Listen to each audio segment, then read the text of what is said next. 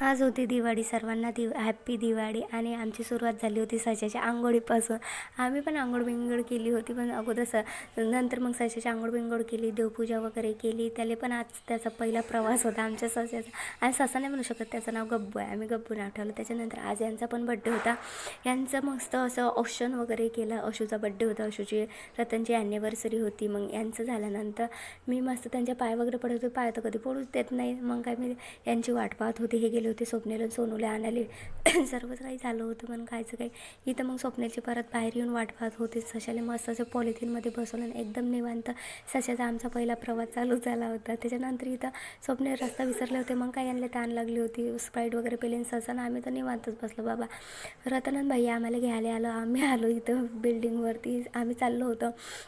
आता पाहू कोण वाट पाहत आहे, बाळ आहे की काय सफर. इथं का असेच पहिल्यांदा आले, यामध्ये तुमचं स्वागत आहे. त्याच्यानंतर सर्वांना आतुरता होती बाळाला भेटायची. बाळ तर मस्त निवांत झोपलेलं होतं. सर्वात आधी कोण घेणार होतं हेच आतुरता होती सर्वांना. आणि स्वप्नीला यातले सशाले काढलं. आणि आमच्या गब्बूनं तर पहिले काम लावून दिलं होतं अशुले पुसायचं, कारण की त्यानं सू केली होती. त्याच्यानंतर यांनी बाबूले घेतलं. हे बाग किती मस्त असं राहत होता त्यांच्याजवळ, पण माझ्याजवळ आलाच नव्हता तो, कारण की त्याला माहीत होते नवे कपडे घातले आणि त्यानं त्यांच्या अंगावर सू केली होती, म्हणून तो आला नव्हता.